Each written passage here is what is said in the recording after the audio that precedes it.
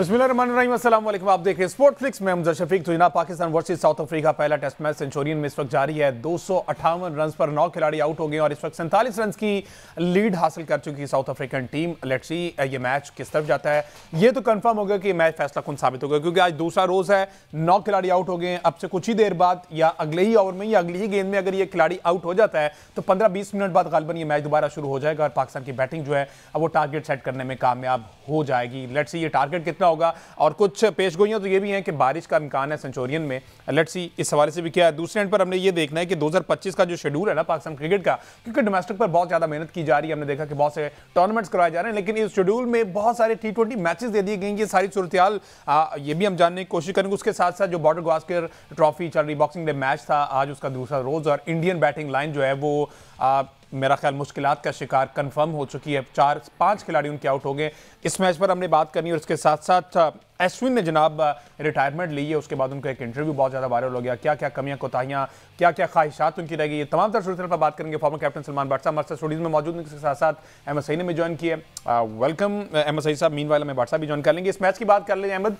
258 for 9 क्या situation है। Patterson कह रहे हैं हमेशा टेल एंडर्स ही क्यों पाकिस्तानी बॉलर्स को तंग करते हैं।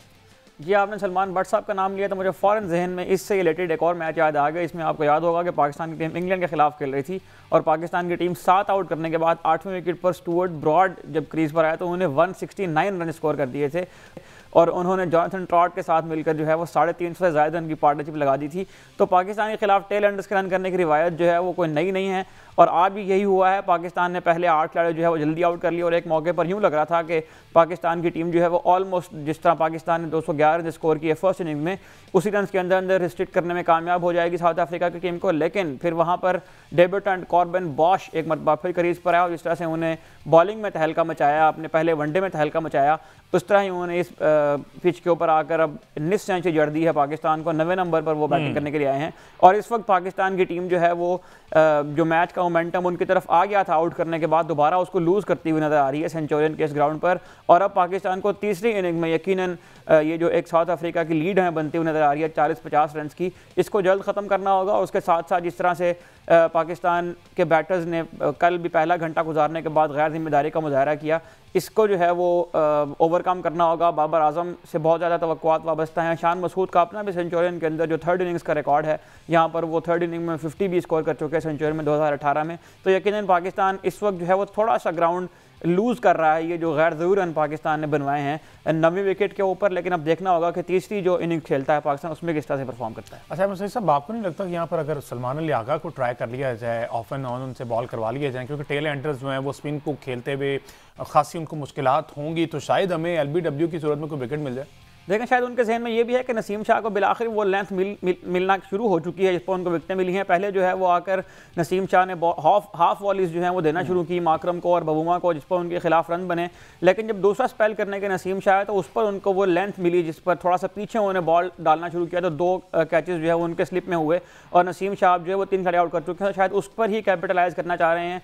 सेंचुरियन में आमतौर पर फास्ट बॉलर्स ही कारगर रहते हैं और जिस तरह की पिच रिपोर्ट हमने आज सुबह देखी थी उसमें भी बॉलर्स को जो है वो सीम मूवमेंट मिली। यहाँ पर बॉलर्स को अच्छी लेंथ और लाइन के ऊपर बॉल करेंगे तो उनको विकेटें यकीनन मिली हैं, लेकिन यहाँ पर 1-2 कैचेस भी जो है वो गिराए गए हैं स्लिप के ऊपर। सलमान अली आगा ने एक बहुत यानी जिसे कह लीजिए कि वो एक कैच होना चाहिए था, वो कैचेबल हाइट थी इस दर्ज के क्रिकेट में, तो वहाँ पर उनको वो कैच करना चाहिए था। अनफॉर्चुनेटली वो कैच नहीं हुआ, जिसकी वजह से कार्बन बॉश जो है वो उस वक्त कार्बन बॉश गालिबन 3 या 4 रन पर थे, तो कार्बन बॉश ने जो है उसको भी कैपिटलाइज किया उस चांस को भी। लेकिन यहाँ पर स्पिनर्स को जो है वो देना इसलिए भी खतरे से खाली नहीं होता कि सेंचुरियन का रिकॉर्ड यही बताता है कि यहाँ पर बाउंड्रीज पर बहुत रन बनते हैं, तो वो रिस्क ले लेते तो हो सकता था कि वो दोबारा से जो है वो पे ना करता पाकिस्तान को, इसलिए पाकिस्तान ने कंटिन्यू रखा फास्ट बॉलर के साथ जाना। और कार्बन बॉश का मेरे ख्याल ये इसे अगर ड्रीम डेब्यू कहें तो गलत ना होगा। अगर विकेट्स की सूरत में देखें तो उसमें भी अच्छा खासा परफॉर्म किया और अब बैटिंग में भी 50+ रन स्कोर कर लिए हैं। ब्रेक शामिल करते हैं जी, ब्रेक के बाद वापस आते तो हमें ज्वाइन कर लेंगे। स्टे विद अस।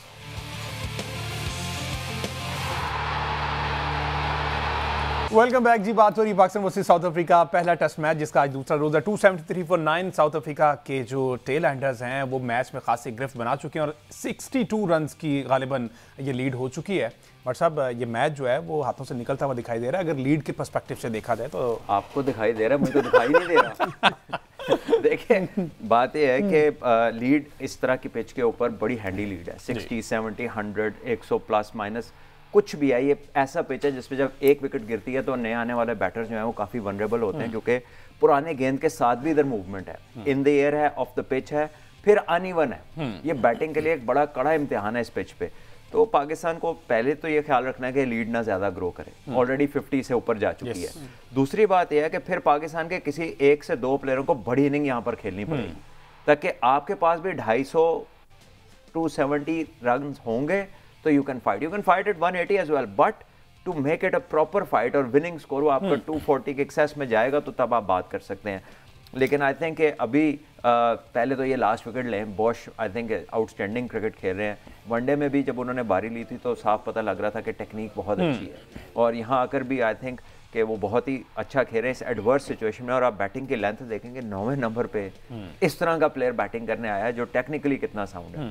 सही। अच्छा, मीनवाइल ये भी बता दें कि हमने 4 स्पेशलिस्ट बॉलर के साथ जा रहे हैं, जिसमें हमने देखा प्रॉपर कोई भी हमने स्पिनर नहीं लेके गए, कंडीशंस कुछ ऐसी होंगी, लेकिन इस सिचुएशन में आप ही समझते हैं कि सलमान अली आगा से बॉल करवा कर देख लिया जाए, शायद टेल एंडर्स जो हैं वो पिक ना करें स्पिनर को उस तरह से, अगर उनका बल्ला सेट हो गया अगेंस्ट फास्ट बॉलर तो बिल्कुल देखना चाहिए। तो क्योंकि देखिए ये बात तो कमेंट्री बॉक्स में भी मैंने सुनी है, शायद रमीज भाई ने किया या मेरा ख्याल है उन्होंने किया कि आप अगर पार्टनरशिप लगती है तो आप अपने स्पिन को यूटिलाइज कर सकते हैं। बीइंग अ कैप्टन आप साइम अयूब मिस्ट्री बॉलिंग करते हैं, आप उससे 1-2 ओवर करा के देख सकते हैं, चाहे फील्ड खोल के कराएं, क्योंकि वो तो एक ही बॉल अगर मिसरीड हो गया तो वो इनफ होगा विकेट लेने के लिए। शान ने ऐसा नहीं किया, आई डोंट नो कि वो क्या सोच रहे हैं, बट मेरा ख्याल है कि ये बड़ा पर्टिनेंट पॉइंट है, ये करना चाहिए था उनको। और अगर नसीम शाह की बॉलिंग पर मैं सवाल अगर करना चाहूँ, ओवरऑल उनकी परफॉर्मेंस आज 3 खिलाड़ी आउट किए और बड़ी प्यारी लाइन लेंथ पे बॉलिंग कर रहे हैं। मेरा ख्याल शायद यही एतमाद बहाल कर लिया उन्होंने, दोबारा से शान इन्हीं कोई बॉल करवा रहे हैं, 2 बॉल उन्होंने पीछे बहुत अच्छे किए और फिर उन्हीं के सारे अब चल रहे हैं। शुक्र है उनको 2 एंड से नहीं लगा दिया अच्छी लाइन लेंथ लेके, जो एक ही एंड से कर सकते हैं। लेकिन बात यह है कि अच्छी लाइन लेंथ पे करें, पर एट टाइम्स बैटर्स का जो विजन है आपको लेकर वो सेट हो जाते हैं, वो फीट मूवमेंट सेट हो जाती है। तो ऐसे में बड़ा ज़रूरी है कि थोड़ा सा चेंज ऑफ पेस, थोड़ी सी डिफरेंट वैरायटी, थोड़ा सा बैटर की कंसंट्रेशन में आप खलल पैदा करते हैं, थोड़ा वैसे ब्रेक कर लेते हैं मैच में। वो ब्रेक्स अभी भी तो ब्रेक के बाद आगे पाकिस्तान को विकेटें मिली हैं। हाँ जी। तो आई थिंक वो वाली चीज़ इस सेशन के दौरान कहीं पर नजर नहीं आई, जो कि मेरा ख्याल आनी चाहिए थी। अच्छा, इसमें जो आपने बैट्समैन का जो थिंकिंग अप्रोच है उसमें खलल डालने की बात की, इसमें कहीं ये भी हो सकता था कि मोहम्मद अब्बास के 2-4 ओवर कीपर जरा ऊपर ला के ट्राई किए जाते हैं, जब मार्करम सेट होकर खेल रहे थे उनसे नहीं आउट हो रहे थे, तो इस किस्म का कोई टैक्टिक्स तैयार किए जा सकते थे? बिल्कुल किया जा सकता था। हमने लीड्स में पीटरसन के साथ ये किया था, मोहम्मद आसिफ की दफ़ा कामरान अकमल से रिक्वेस्ट की थी, आसिफ भी अच्छा नहीं लग रहा था उन्हें, लेकिन उस तरह हमने पीटरसन को 2 दफ़ा आउट किया। वो पहले चल के खेलते थे मूवमेंट से बचने के लिए, जब वो क्रीज में स्टक हो गए तो वो बच नहीं सके फिर उससे। तो ये टैक्टिक्स हैं टीम के लिए, तो कुछ भी कर सकते हैं आप। बिल्कुल इसी तरह। अच्छा, ये टेक्निकल रीज़न मैं इसमें जानना चाह रहा हूँ कि मीर हमजा और अब्बास को एक ही दफ़ा में एक ही प्लेइंग 11 का हिस्सा हम क्यों नहीं बना सकते? क्योंकि दोनों बॉलर्स का जो कह लें कि उनकी जो स्पीड है वो तकरीबन एक जैसी है। You can't have 2 bowlers in a team के जिसका पता हो कि पिछला गेंद है ही नहीं, ठीक है ना। There is no threat on a short ball. आप पेस एंड बाउंस वाली पिचेस पे खेल रहे हैं, जब आप बैटर का थॉट प्रोसेस डिस्टर्ब करते हैं तो कहीं ना कहीं बैटर के जहन में आपकी स्पीड से रिलेटेड होता है कि यार ये पिछला गेंद कर सकता है, आपकी फीट मूवमेंट टेस्ट होती है, मेंटल आपकी थिंकिंग टेस्ट होती है। इमेजिन अ बॉलर जिसका आपको पता है कि पीछे करेगा तो चौका ही है, ठीक है, और आगे से फिर उसकी प्रिसीजन बहुत शानदार होनी चाहिए, जैसे अब्बास किया है या मीर हमजा किया या आसिफ किया, लेकिन ऐसा आप एक ही बॉलर खिला सकते हैं। अच्छा, अभी आपने अब्बास की व्हाट्सअप बात की, अब्बास का 3 साल बाद कमबैक हुआ है, ऐसा उस तरह से हमने देखा नहीं। वेरिएशन आप समझते हैं कि वही 3 साल पहले वाली और अच्छी है? क्योंकि हमने देखा है 21 ओवर 72 रन, एक खिलाड़ी आउट है, तो वही वापस है या कुछ तब्दीली आई है? देखिए मोर और लेस तो वो वैसे ही आए हैं, बॉलिंग उन्होंने बुरी नहीं की, अच्छी किया, लेकिन जब आप एक लंबे ले ऑफ के बाद इंटरनेशनल क्रिकेट में आते हैं ना, तो यहाँ पे मार्जिन ऑफ मिस्टेक बड़ा ही मिनिमम होता है। यानी काउंटी का जो प्लेयर है हो सकता है कि वो 2 बुरे बॉलों में से एक को चौका मारे, लेकिन इंटरनेशनल का प्लेयर को एक भी मिलेगा तो वो उस पर चौका ही मारेगा। 99% ऐसा ही होता है। सो मार्जिन ऑफ एरर आपका कम हो जाता है। ऑल्दो कि वो बड़े तजर्बाकार हैं, लेकिन काउंटी प्लेयर से 3 साल से आप डील करें, suddenly you come to an international outfit जो अगर ये मैच जीतती है तो वो टेस्ट चैंपियनशिप का फाइनल खेलती है। तो वो सारे रेडी प्रिपेयर्ड हैं फॉर दीज कंडीशंस। तो उसमें कई दफ़ा सिंक इन होने में आपको एक आध मैच लग जाता है, और ये उनका पहला मैच है इतने अरसे के बाद। अच्छा भाट साहब, आपने मोहम्मद आसिफ की बात की है, मैं अगर अपनी उसके नॉलेज के जानना चाहूँ, मोहम्मद आसिफ और अब्दुल रज़ाक जो है वो सेम ही बॉलिंग कंटिजेंट का हिस्सा रहे हैं, तो अगर मोहम्मद आसिफ और अब्दुल रज़ाक इस तरह खेल सकते हैं तो ये वाला जो है रेप्लिकेट क्यों नहीं किया जा सकता अब्बास के साथ और मीर हमजा के? दो वजूहत हैं इसकी। एक तो अब्दुल रज़ाक जब क्रिकेट खेल में आए थे पाकिस्तान के लिए तो 140 से ज़्यादा स्पीड थी। अच्छा, ठीक है। दूसरी बात है कि जब वो 130 पे आ गए थे तो साथ ही मैच विनिंग बैट्समैन भी तो थे ना इन दोनों में, तो कोई मैच विनिंग वाली बैटिंग वाला कोई अदर साइड ही नहीं है ना, फ्लिप साइड कोई नहीं है इनकी।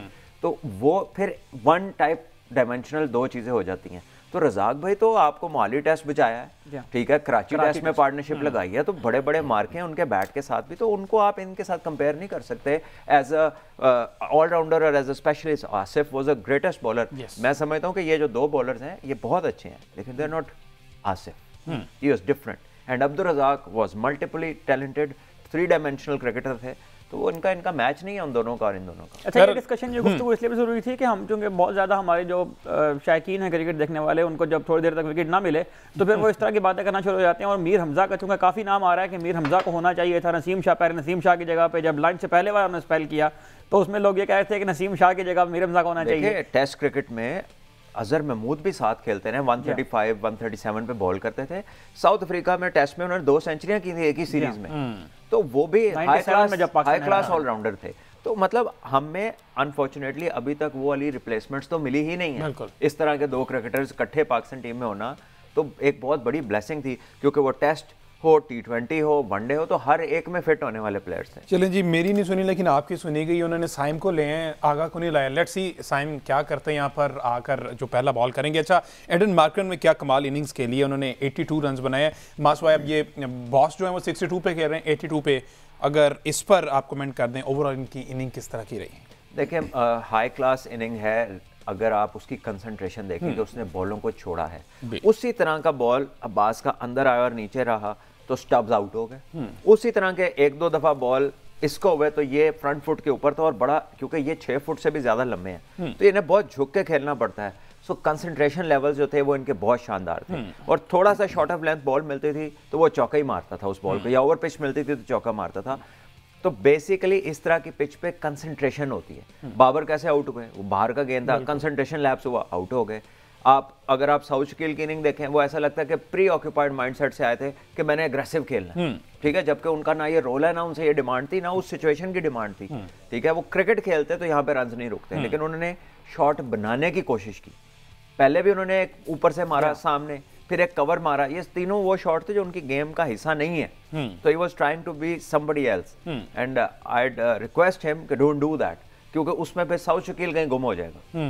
साउथ शकील चाहिए पाकिस्तान टीम को, ये जो वो बनना चाह रहे थे ना वो नहीं चाहिए। अच्छा, एडन मार्करम का अगर मैं यहाँ एक स्टैट शेयर करूं, 2024 में एडन मार्करम जो है वो सबसे ज्यादा रन बनाने वाले खिलाड़ी साउथ अफ्रीका की जानिब से नंबर ऑफ रन के एतबार से। अगर एवरेज देखें तो उसमें टिम्बा बवुमा जो है वो सबसे ज्यादा नजर आते हैं। टिम्बा बवुमा ने 57 के एवरेज से रन बनाए हैं 2024 में, जबकि एडन मार्करम ने 8 टेस्ट मैचेस में 460 से ज्यादा रन बनाए हैं, जो नंबर ऑफ रन के एतबार से सबसे ज्यादा है इसके करियर में। अच्छा उस्मान भी, दोबारा से बात की जा रही थी पहले दिन के इख्तिताम पर कि कामरान गुलाम को ना बाबर आजम की जगह ऊपर आना चाहिए था। तीसरे पे वो खेले थे, चौथे पे ये हो जाता तो शायद रन्स मजीद बेहतर हो सकती है और बाबर को भी थोड़ा सा ज़्यादा मार्जिन मिल जाता, बॉल पुराना हो जाता तो शायद उनके लिए मजीद कुछ आसानी हो जाती। इस पर यार देखिए, जब आप बड़े प्लेयर हैं, it is part of the game, ये होता है आपका, ये फॉर्म में जो है ना बेंड आते हैं, ठीक है। अब ये एक टीम है, ये प्लेयर है, ये आपस में बात करें, दे कैन डिसाइड। वो कहे यार मैं बहुत अच्छा खेल रहा हूँ, क्योंकि वो भी 3 नंबर पे खेलता है डोमेस्टिक, बिल्कुल। वो कहे कि यार मैं आई कैन कम, आप नीचे चले जाए, या ये उससे रिक्वेस्ट करें, वो उनकी मर्जी है। This is not for us to make a suggestion, ठीक है। और as far as Babar is concern, Kohli कब से फेल हो रहा है, कब उसका नंबर बदला उन्होंने, ठीक है। या स्मिथ है, वो इतने अरसे से उसकी एवरेज जो है वो 30 इसमें आई हुई थी, ठीक है। अब आके उसने ये 100 किया, एमसीजी के साथ उनका लव अफेयर है, एमसीजी में वो हमेशा ही रन करते हैं। तो स्मिथ का कहाँ नंबर बदला ऑस्ट्रेलिया ने, ठीक है। उस्मान ख्वाजा ये 4-5 फेलियर्स के बाद अब उन्होंने आके ये 50 इस इनिंग में किया। तो देखें हमारे यहाँ ना ये जो एक, क्योंकि बेशुमार तज्जिए हैं, ठीक है, पाकिस्तान में मेरे ख्याल पिछले 10 साल में सबसे ज्यादा माइक बिका है, हर बंदे के पास है। तो हर बंदा जो है ना वो एक मशवरा दे रहा है, उन्होंने हर मैच में जो परफॉर्म नहीं करता ना, अगले मैच में उसकी रिप्लेसमेंट चाहिए। तो ये बताता है कि इमेच्योरिटी है, खेल को लेकर ना समझी है, और एक कह लें कि आप एक जगह रुक नहीं रहे, आप हर दफा कोई तब्दीली चाहते हैं, ऐसे नहीं होता। वर्ल्ड क्लास प्लेयर्स रोजाना पैदा भी नहीं होते और वर्ल्ड क्लास प्लेयर की भी फॉर्म आती जाती है, तो इसमें थोड़ा पेशेंस आपको रखनी चाहिए। और अगर आप समझते हैं आपके पास रिप्लेसमेंट है तो आप खिला लीजिए। और इसमें मोस्टली लोग वो हैं जो कभी इस प्रोसेस से खुद गुजरे नहीं है। हो सकता है कि उन्होंने कभी जो हार्ड बॉल होती है ना उसको टच करके भी ना देखा हो कि इससे क्या होता है, लेकिन उनके पास क्योंकि माइक आ गया, कैमरा आ गया, तो उन्हें जो है वो अपने आप को मुबस्सिर कंसीडर कर लिया है। तो उस प्रोसेस से गुजरना बहुत ज़रूरी है जिस प्रोसेस के ऊपर आप बात। अच्छा बहरहाल, अब आप इंडिया की बात की, बहरहाल ये नाजुक सूरत हाल होगी। ये 70 से ज़ायद की जो है ना लीड हो चुकी है यहाँ पर इस वक्त, और सूरत हाल जो है ना वो कंट्रोल से बाहर हो रही है। अभी इंडिया की बात कर रहे थे सलमान भाई, रोहित शर्मा, काफ़ी टाइम हो गया कि रोहित की उस तरह की परफॉर्मेंस जो हिटमैन इसे कहा करते थे और ये सारी परफॉर्मेंसेस थी, अब देखिए ना कल फिर 3 पे आउट हो गए। इससे पहले 10 था, फिर 6 था, अब 3 है। तो ये आउट ऑफ फॉर्म नज़र आ रहे हैं, ऑफ कलर नज़र आ रहे हैं। इन पर बड़ी बात हो रही है कि अभी इन्हें रिटायरमेंट ले लेनी। देखिए इंडिया की हैं 2-3 रिटायरमेंट्स अराउंड द कॉर्नर है। अच्छा, चाहे कोई माने या ना माने, इट इज़ अबाउट टाइम कि वो अनकरीब आ जाएंगी खुद ब खुद ही। बहरहाल जिस तरह से वो टेस्ट क्रिकेट खेलने लग गए हैं ना, तो प्रोबेबली ही ऑल्सो नोज के वो he can call it a day. जब मर्जी चाहे वो छोड़ सकता है। उनके पास प्लेयर्स का पूल इतना बड़ा है कि वो जाएंगे भी तो शायद उतना बड़ा गैप ना पड़े। ठीक है, the people ready to take places, performers left right and centre है। तो लेकिन वो उस मुश्किल सीरीज में है जहां पर हाई क्लास प्लेयर्स का भी टेस्ट होता है। ठीक है, और इन दोनों प्लेयर्स ने ऑस्ट्रेलिया में बड़े रन किए हों, तो शायद इसी वजह से उनको एक्सटेंडेड रन मिल रही है। लेकिन मुझे नहीं लगता कि ये खुद बजाते खुद ज्यादा लंबा कैरी ऑन करेंगे आगे। Let's see. वैसे अगर देखा जाए तो मेरा ख्याल अहमद सही साहब, फॉलो ऑन का भी खतरा है। 164 पे 5 आउट हो गए और 474 की तकरीबन 111 रन मजीद चाहिए इंडिया की टीम को, और 5 विकेटें हैं उनके पास। इस गुज़श्ता मैच की सूरत हाल थी ऑलमोस्ट उसी कंडीशन में दोबारा इंडिया की टीम आ गई है। लेकिन इसमें अगर आप देखें तो ये जो आखिरी 3 विकेटें गिरी हैं, इनको अगर आप थोड़ा रिवाइंड करें और 20-25 मिनट पहले चले जाएं तो इंडिया उस वक्त बहुत कंफर्टेबल सिचुएशन में था। वहां पर एक ऐसा इंसिडेंट हुआ कि जिसमें एक मिसअंडरस्टैंडिंग हुई विराट कोहली और जायसवाल के दरमियान, जहां पर जायसवाल जो है वो अच्छी इनिंग खेलते खेलते आउट हो गए। उसके बाद जो है वो 2-3 इकट्ठी विकेटें गिर गई। एक तो विराट कोहली ने वो वाली हरकत की, उसके बाद 88 पे आउट करवा दिया और खुद भी अगले एक आधे ओवर में आउट हो गए 36 पर। तो विराट कोहली के भी जो सितारे ना वो गर्दिश में। वैसे फाइन भी हुआ है, वो तो हमने कल देख लिया। ऑस्ट्रेलियन मीडिया ने बहुत ज्यादा ना देखिए इस पे एक ट्वीट मैंने देखी कि यही सेम इंसिडेंट्स पे एक और प्लेयर को 3 मैच की सस्पेंशन, 50% फाइन और 3 डिमेरिट पॉइंट्स थे। यहाँ पे 20% फाइन, 1 डिमेरिट पॉइंट और नो सस्पेंशन थी सेम ऑफेंस के ऊपर। तो जब इस तरह होगा तो फिर लोग बात तो करेंगे। और उसने बहुत सारे लोगों ने आईसीसी को टैग करके रेफर किया हुआ था कि भाई ये इतना फर्क क्यों है। सो आई डोंट नो वेदर वो दोनों का पहला ऑफेंस था या एक का दूसरा तीसरा ऑफेंस था इसलिए उस पर सवेयर था, या विराट कोहली हैं तो इसलिए इनके साथ रियायत बरती गई है। क्योंकि वो भी बड़ा एलिमेंट है ना कि बीसीसीआई भी तो हर जगह बात ही इस बात से शुरू करता है कि जी हम क्योंकि सारे फाइनेंसेस लेकर आते हैं तो हम ऐसा है, तो हमारे साथ तरह रवैये डिफरेंट होने चाहिए, हमारी बात ज़्यादा माननी चाहिए। ये बातें वो गाय बगाए उनकी तरफ से किसी ना किसी की तरफ से मिलती है, चाहे ऑफिशियली ना मिले। उनके मीडिया में ये चीजें बहुत मिलती हैं। हमने कल भी बात की थी, कमेंटेटर्स का अपना जो बयान है वो ये है कि ये जो कोहली ने ऑफेंस किया है इसको आईसीसी कोड ऑफ कंडक्ट में लेवल 2 में आना चाहिए, जिसको लेवल 1 के मुताबिक ट्रीट किया गया है। लेवल 2 में टेस्ट मैच का बैन होता है, लेवल 1 में सिर्फ मैच फीस का जो है वो जुर्माना लगता है। लेकिन क्या करें, वो विराट कोहली है, उनके पीछे बीसीसीआई खड़ा हुआ है और बीसीसीआई जो है वो आईसीसी से भी ऊपर है, तो वो कुछ भी कर सकते हैं।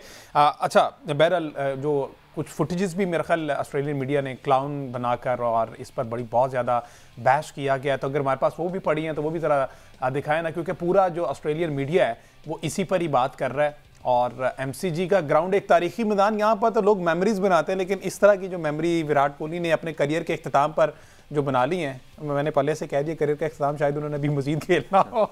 अच्छा, ओवरऑल केएल राहुल जो है 24 पर फिर आउट हो गए। पूरी की पूरी इंडियन टीम जो है ना वो इस टूर में मास हुआ है। पहला उन्होंने अच्छा खेला, दूसरे में बहुत आला कमबैक किया, तीसरा भी इनके हाथों से जाता जाता बारिश बचा गई।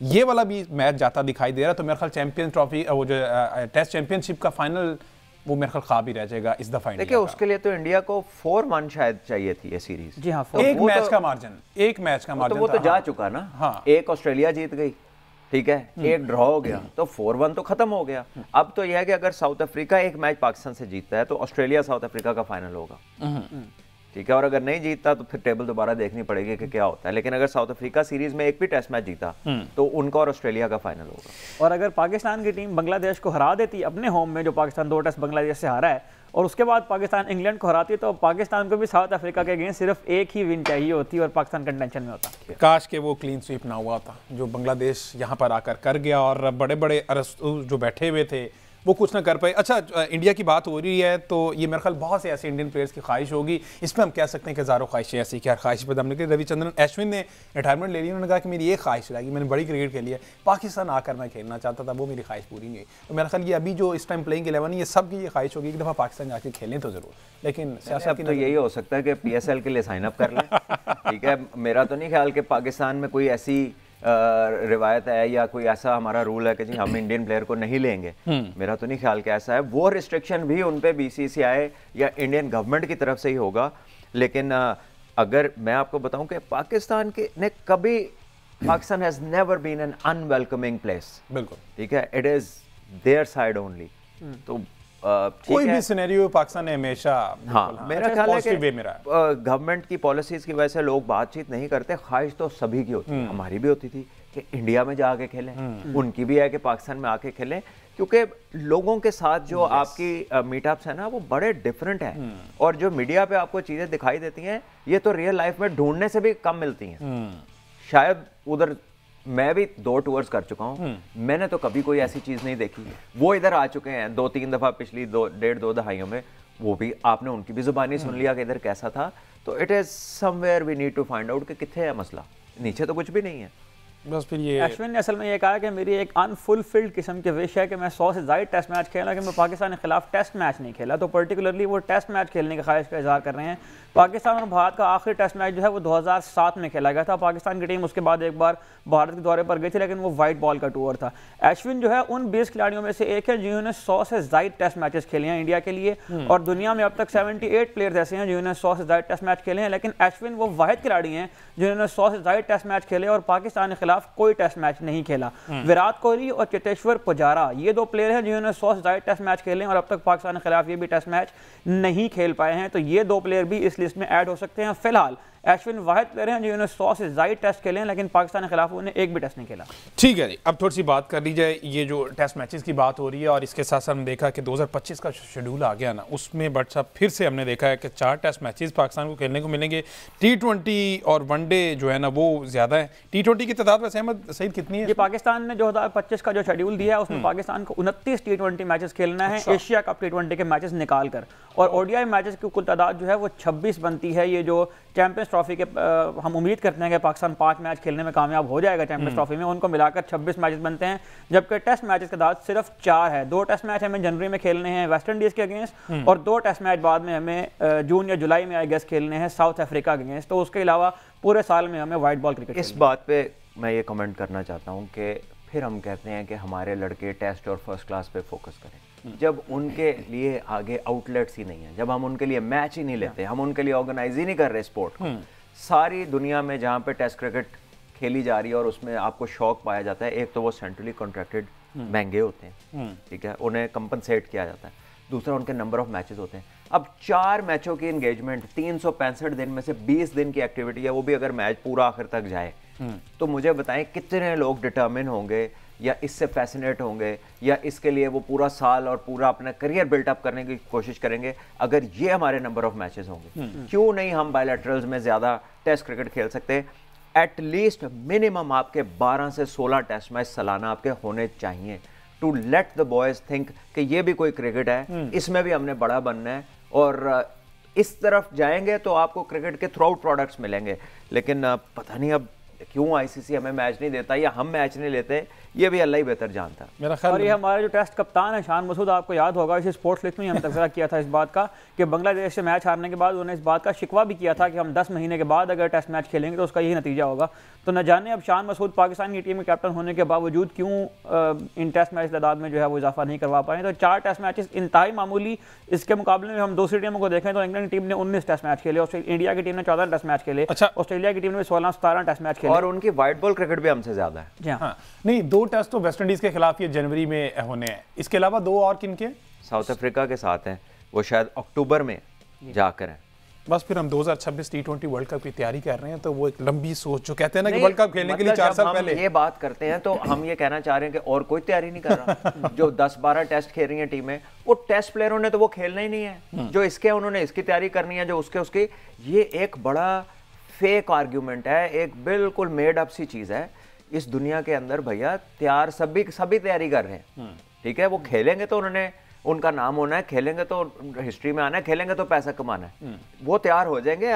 पहले शेड्यूल तो तैयार करें। अच्छा, इसका मतलब जो एक परमानेंट मेंबर है अहमद सईद साहब, T20 का एक प्लेयर अगर पाकिस्तान की बात, 29 तो इसने ये खेलने हैं, PSL के खेलने हैं, एशिया कप के खेलने हैं, तो वो तो कम पेश में 50-55 मैचेस, 2 लीगें भी खेलनी है, लीगें भी खेलनी है, तो वो तो फिर टेस्ट क्रिकेट क्यों, वो इतना उसका टेम्परामेंट ही नहीं बिल्ड होगा, तो फिर वो इस तरफ तो आएगा ही नहीं। देखिए एग्जैक्टली, और जो लोग तैयारी में है वो जब ऐसे चार्ट्स को अपने एनालाइज करते हैं तो वो कहते हैं यार इसकी आउटपुट क्या है। अगर मैं इतना वक्त लगा के सबसे मुश्किल फॉर्मेट के लिए अपने आप को तैयार करूं, तो साल के अगर मैंने 4, 5, 6 मैच ही खेलने हैं, तो इससे बेहतर है मैं वाइट बॉल की तैयारी करूं, मैं वाइट बॉल का प्लेयर बनूं, मुझे क्या जरूरत है रेड बॉल का प्लेयर बनने की।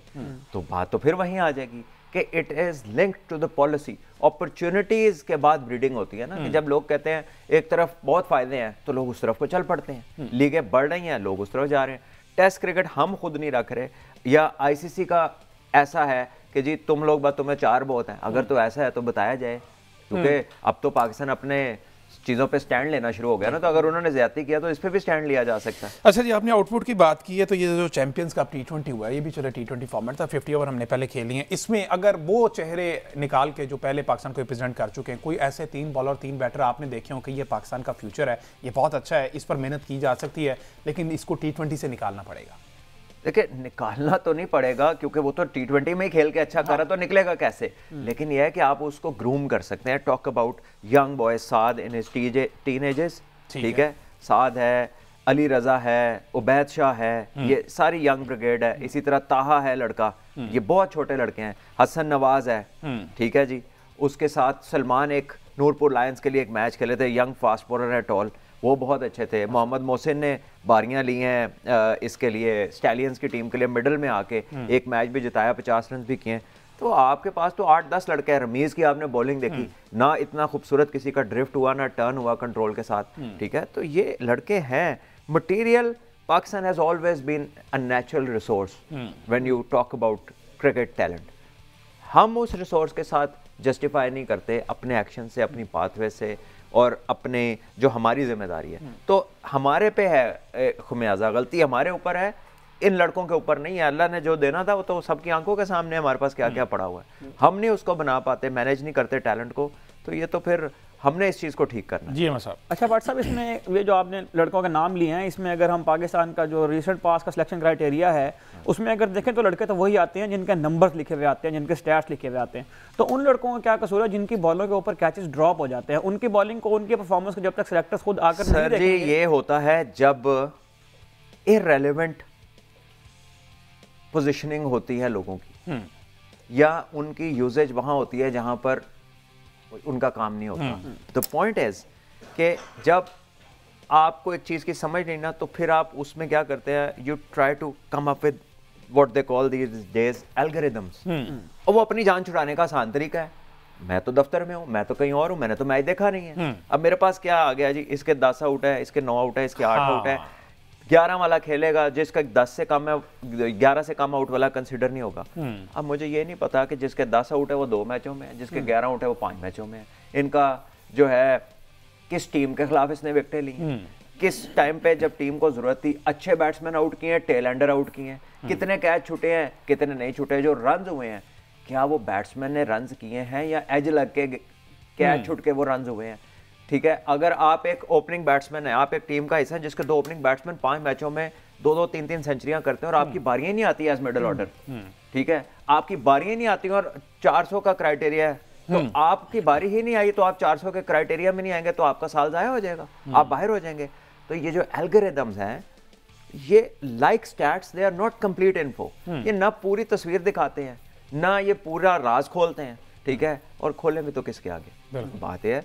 तो और जो सिलेक्टर्स हैं एज नेशनल सिलेक्टर्स, मैं समझता हूँ इस दफा जो हमने देखा कि वो हर मैच में प्रेजेंट थे। असद अली, अजहर अली प्रेजेंट थे, ठीक है, आकिब भाई तो टूर पे हैं, जो अलीम डार साहब हैं वो भी प्रेजेंट थे। बट द पॉइंट इज कि अगर पूरे मुल्क में डोमेस्टिक चली होगी तो ये 3 से 4 लोग कहाँ कहाँ जा सकते हैं। So when you are left with algorithms, ठीक है, instead of a human eye और अ पर्सन जो क्रिकेट को समझता हो और उसकी एंगेजमेंट को समझता हो, जब तक उसकी रिपोर्टिंग नहीं है, मेयर स्टैट्स पे रिलाई करना तो मेरा ख्याल है कि अपने साथ अपने फैसलों के साथ जाती है, क्योंकि आप फिर सही फैसले तक पहुंच ही नहीं सकते। बहरहाल सूरत हाल वहां पर ये होगी कि 79 रन की लीड होगी, 200 रन बना चुके हैं और इस टाइम जो है ना वो बैश कर रहे हैं जो बॉस है। लेट्स सी ये मैच किस तरफ जाता है। दूसरा दिन है, 2 दिन मजीद हैं। आप सबसे मुलाकात होगी अगले हफ्ते। मुझे दीजिए इजाजत, अल्लाह हाफिज़।